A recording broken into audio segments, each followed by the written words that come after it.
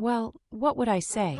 I'd say that winning her wasn't like going down to the local neighborhood trophy shop where they sell trophies for kids' tournaments, pointing to the trophy you like best and saying, "I like that one. That's the one I want." No, she's not so easily won. Nor would I say it's like winning a tournament, even a prestigious one at the high school level, whether with teammates or individually in tennis or soccer or something else. Not like being handed the trophy by the athletic league official who shakes your hand and says, "Congratulations," before shaking the hands of your teammates. No, it's not like that either. She's not a trophy you can show your parents or relations, or celebrate with your teammates on the bus ride home. Not a trophy that gives you license to drink beer and spirits that evening and the nights after. Not a trophy you place on your mantle to look back on fondly through the years, one that glows for months. Behind which exists a more interesting story. A story of hardship and hours on the training ground, of being yelled at by your coach or taught about making the right reads and passes. A story about a coach who helped you understand what it meant to be a man, who brought you and your teammates together into a larger whole and galvanized you with purpose. The only thing she shares with these examples, because there is something there, is that winning her was unambiguously an act of victory and defeat. To claim her meant receiving her and being granted ownership under clear terms of competition. Perhaps another commonality is that there were competitors, many contending parties from corners of a province, state, or realm largely unknown. Some were known, some unknown, some anticipated, some not, all through whom one would have to pass to win her. And in that sense, because of their diversity and variety of character, quality, and origins, and the many cultures they represented, there was a certain cosmopolitanism to the competition. The competitors shared only the essential qualifications: knowing how to play the game, finding the prize desirable, recognizing the prize as an absolute, and extending respect to fellow competitors through their shared ability to recognize these truths and to have anteed up sufficient resources. The entry fees. Perhaps the analogy also contains the truth that to win her, as I learned, one needed to complete a more informal progress within oneself, some kind of transformation or maturation. Victory was not merely a factor of being formidable or strong, or having the right quotient of might or craft. To win, one would have to acknowledge something outside oneself, above oneself, and beyond oneself. Something that represented transcending the self-concept and subordinating the self to a larger purpose, the pursuit of her. Now, there was no formal coach, though I did have my mentors and mentor figures whose influence proved vital. Without them, it would have been impossible not only to cope sagaciously with the force of arms wielded by competitors in the field, but to even maintain composure in the face of the mere existence of the multitude of competitors and the charged nature of the stakes at play. She was, and here I tell you something which may be uncomfortable to hear, but which she knows quite well about herself, the most desirable entity I could possibly imagine, or that might be feasible to the mind of man. At the time, there was a great opening of doors, and we had learned news that was salvific and too good to be true, to me personally, but also to many young people in particular at that time, and to the race as a whole. Humanity was languishing at the edge of limits posed by an assumption that we had taxed our planet to its breaking point, that it held no further secrets and would afford no further frontiers, and we believed our only remaining work as humans would consist of administration and allocating resources along bureaucratically maintained supply routes. We were becoming a distribution society whose only genuine remaining virtue was efficiency and a quality of temperance closer to complacence, one that allowed us to cope with and rein in frontiers, those sites on which we had once imagined ourselves acting and defining the forums in which we would live our lives. We were arguably at the end of our rope when we learned of the opening of the portals, doors or gateways, these being the terms most instinctually applicable to these celestial phenomena that appeared in our sky, terms to which even our scientists and astronomers found themselves drawn after they had begun measuring and analyzing the portal's origins and what they revealed about the cosmos and the limits of our prior understanding. This metaphor of gateways and portals resonated deeply with the era's young people, who retained that primogeniture inheritance that impelled them to seek in all things the content of a threshold over which to cross and an unknown territory to explore. And I wanted to be one of the people chosen to undertake this work, to explore and assay whatever we would find beyond. What made this instinct impossible to subdue was the visual prominence of the portals themselves, which hung over us in the atmosphere, visible throughout day and night. 16 different portals, similar in shape and size, yet somehow distinct.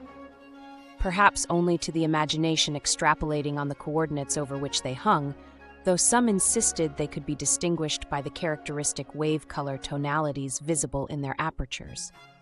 We as a people, on the level of state, species, and household, conjectured about what lay beyond the portals, assigning to each portal a specific character, so that a mother might say to her child, "There lies a desert place, an expansive desert universe where the people trade spices and walk the plains on 12-foot camels, which resemble our terrestrial hippopotami, and on which 6 people can ride comfortably for many days on end. And through that one, there is a river planet and a river galaxy where the humanoids and hominids make their homes next to the waterways, threshing, catching, and hunting fish in the daytime with spears, collecting them in baskets to carry to market under their arms or over their heads. These they trade for various wares: bowls, pottery, utensils, necklaces, and jewelry made from stones, rocks, and shells polished and culled from the river, often by the women of the village, the brightest of these items refracting light and shining in many colors, retaining a crystalline sheen. And among the river people, they trade pelts from creatures which lurk in the surrounding forests and jungles, ranging from ape-like species akin to our monkeys or lemurs to fearsome tigers that slink along the forest ground and take unwary men in their clutches. These alien tigers possess such extremes of occult potential that they can camouflage themselves, almost to vanishing, in the forest surroundings. Perhaps merely agents and hunting vehicles of warlocks who live in obscure towers hidden in the forest, sending tigers to strike fear in the hearts of law-abiding industrial peoples and to conduct reconnaissance on the activities of tribal and village people, as well as on any deviations in power promulgated by their occult, tower-bound rivals.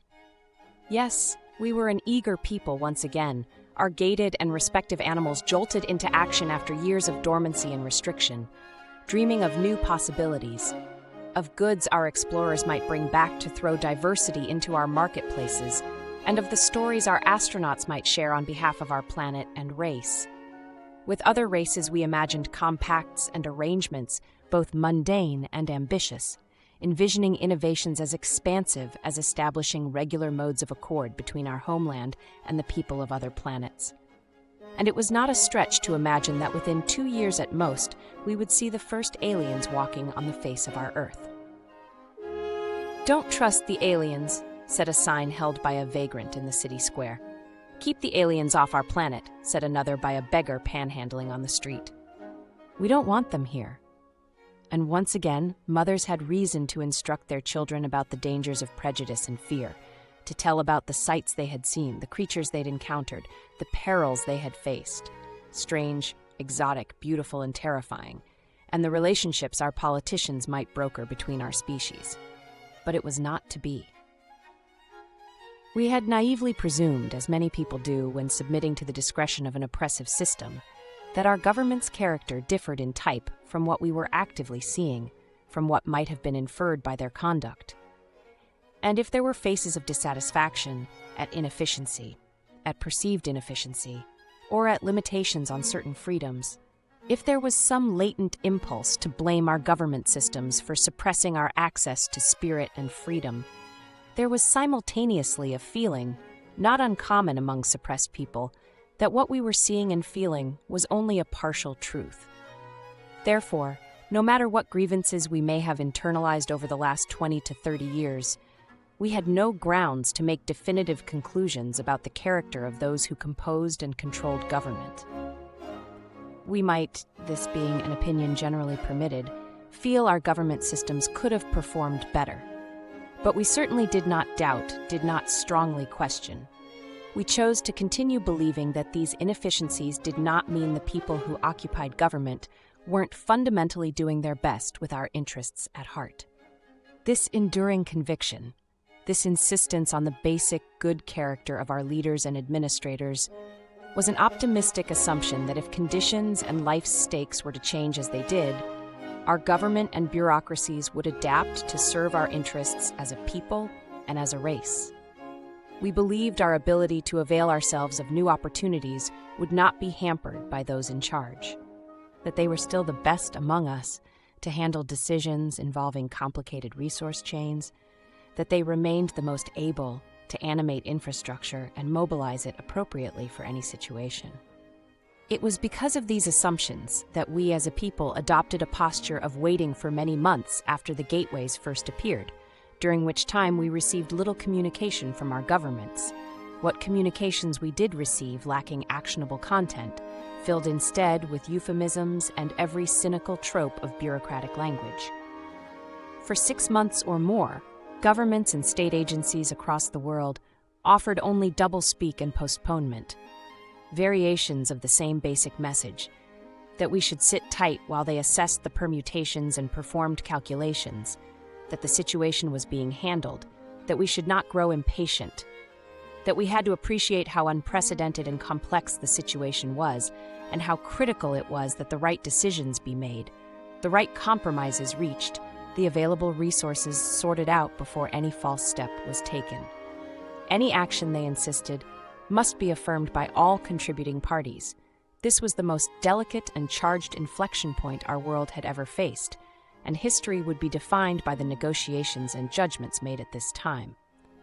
Our descendants would look back at what was done here in light of how it had affected their ability and the race's standing within the new galaxy. This was frustrating, and by the end of the first year sufficiently so that I and others like me began to foment internally, feeling the rumblings of a genuinely reactionary impulse, to action, to rebellion, to taking matters into our own hands, to finding ways to proactively influence our fate. These rumblings emerged from a mental calculus that gained traction within family units and friend groups as we increasingly speculated about the implications of what appeared to be the two-way nature of the doors that had opened to us, and the far-reaching potentials this phenomenon generated.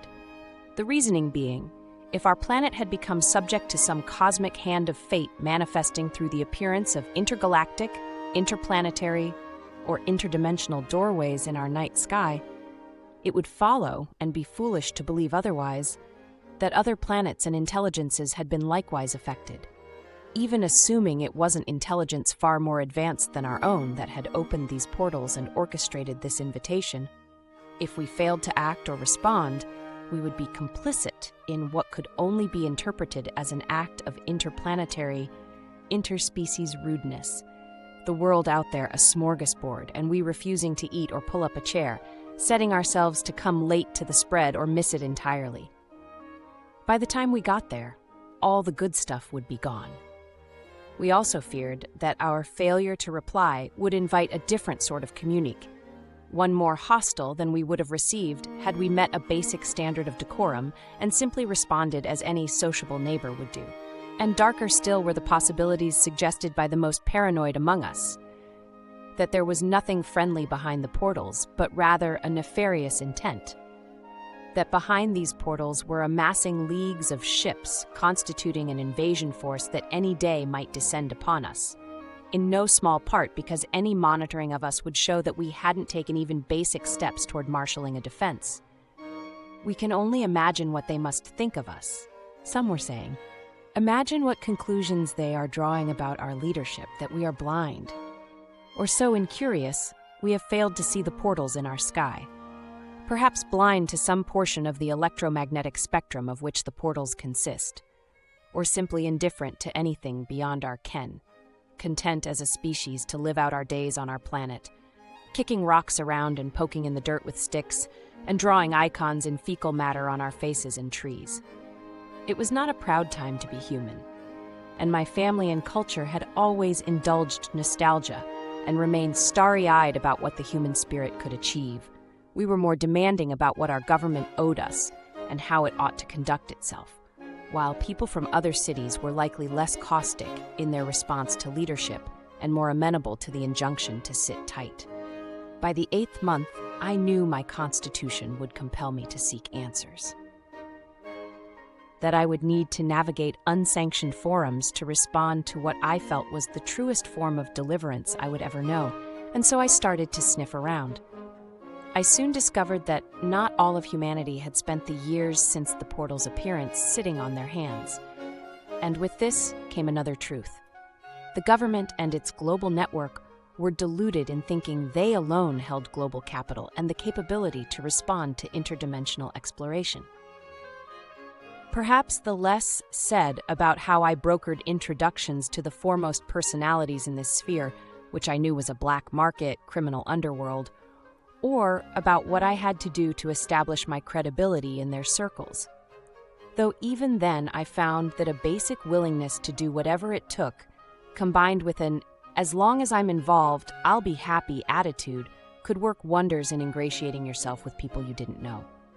And so I spent the next 3 or 4 years saying yes to any possibility that might constitute a learning opportunity, a chance to acquire experience or to familiarize myself with any germane skill, my goal being fundamentally incommensurate with staying earthbound. Utility meant acquiring any skill that would equip me or qualify me for space travel, even if that meant taking on the most modest of roles.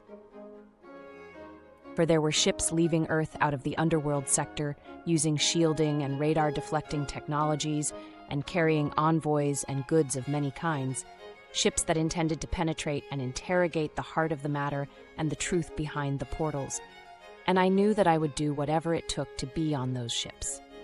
Star 4. One advantage of advancing through the ranks in an organization that isn't state-run or publicly funded, and therefore has no need to follow standard procedures or certify every step, that is, tying one's fate to informal channels, is that things can occur more quickly and proceed with less interference. This is particularly true in the arena of skill acquisition. I learned more from a more diverse set of disciplines, and in a more practical way in 3 years working in the underground system than in 10 years working in government, and with far fewer headaches.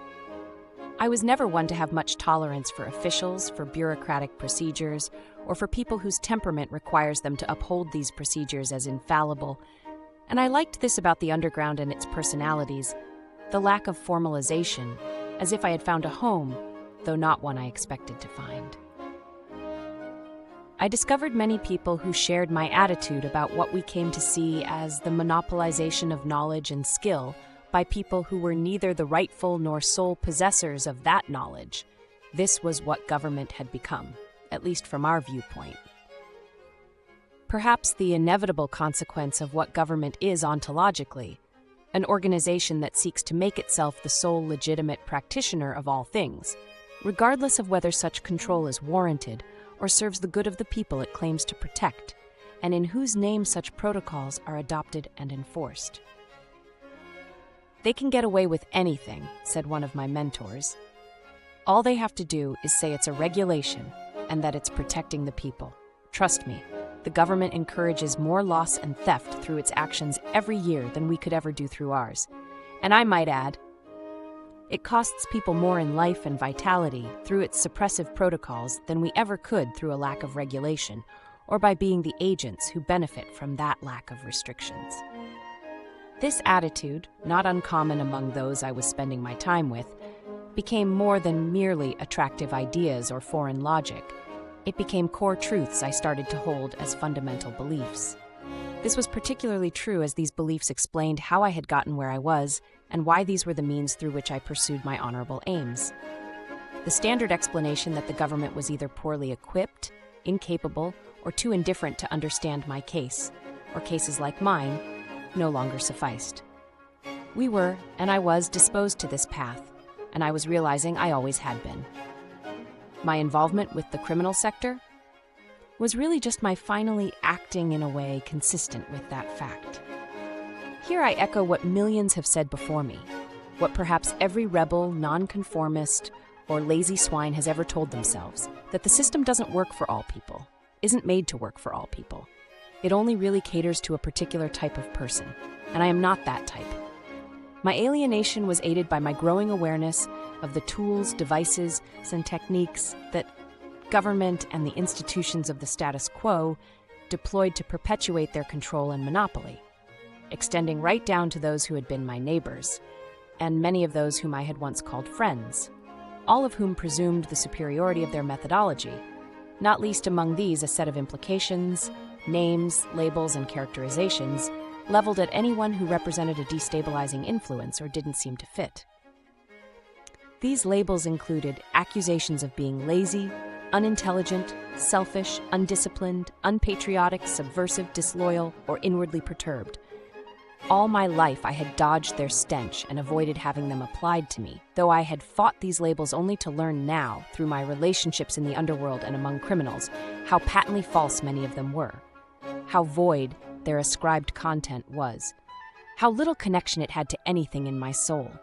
I wasn't lazy, undisciplined, or disloyal, only perhaps dissatisfied with being treated like I was, lost in a state of yearning for an existence where I could take a more active hand in my education, where someone I could respect, or at least relate to, would take a more active interest in mine. Even before we went to space, there were many jobs in the underworld. For the criminal underworld was a vast network of trade, especially in black market goods. The truth was, it was a parallel world, and any good or service made available by the largest government agencies existed in our world as well, which meant we were charged with animating and keeping afloat an entire parallel economy, albeit furtively and in secret. The foregoing serves as background so that you may understand who I was and where I was coming from when I met her. The story, as she enters into it, began 5 years after I first defected from the straight world. My boss was a trader who had established effective routes with trading partners and outposts of civilization beyond the portals. Many of his ships now stationed at various docks through these portals, and the previous year he had moved his operations headquarters to a planet unknown to our earthbound governments. We expatriates were rushing to catch up as we integrated the technologies of the cultures and worlds we were now traversing, and in which we were attempting to make our living. We needed to learn, assimilate, and become able to convincingly mimic and transact with the implements of these new cultures, their languages, market demands, and customs of trade, which differed dramatically among their peoples and races. It was an exhilarating time for us, in ways that some on Earth had hoped it would be, though our excitement and joy, derived from this ocean of novel stimulus and possibility, was experienced without our former friends, relatives, and countrymen. One could propose that this engendered guilt, but I think most of us rationalized it away by ascribing moral defect to those who had not mustered the bravery to take that initiating step. Of deciding to no longer serve the government or allow its rules to run their lives. I was doing quite well for myself. Life in the new solar system suited me, and I'd advanced considerably within the ranks of my employer, now trusted with significant responsibilities, having been given the role of an independent shipper and trader. Independent meant I no longer conducted missions with groups of 5 or 10, as had been the case during my first year in the new solar system. I'd been gifted my own starcraft, my own vehicle with which to travel and complete tasks assigned to me personally, and as a result, I spent more time away from my fellow members of the underground, skating through the solar system from moon to moon, waypoint to waypoint in my craft. Though sometimes lonely, it was bliss, never losing that underlying timbre of low-level rapture I felt, being free and clear, as I steered my vehicle, soared over the atmosphere of a planet, or lowered her down to dock at a station. And I'm not sure my boss understood how much this meant to me, or what it had done for me. With humor, I almost have to imagine that if he did understand, he would have quickly decided to take away my keys, to clip my wings, for no person should be permitted to be so happy, no falcon allowed to fly so high. Though disciplined and exacting, highly attentive to detail and tolerant of failings in others, my boss was insatiable. Having been confined too long in Earth's atmosphere, feeling held down and pushed to the margins by formal bureaucratic institutions, he now felt it was his right, if not his duty, to compensate for those lost years. With their influence now remote, he gobbled up wealth, status, power, attendants, subordinates, and sycophants in his attempt to stake his claim on this new world. And what he hungered for most was treasure. Although he had claimed wealth and artifacts in his previous life, the new solar system was exotic and home to many peoples whose materials, methods, and iconographies were fundamentally different from our own. Like many others entrusted by my employer or other financiers in the new starscape, I perused the stars in a one-man craft, meeting many of these independent shippers and messengers in my travels, encountering them at landing ports, bars, and places of succor. A study of Hindu religion might have prepared someone for much of what we encountered. But such a study my boss had not undertaken.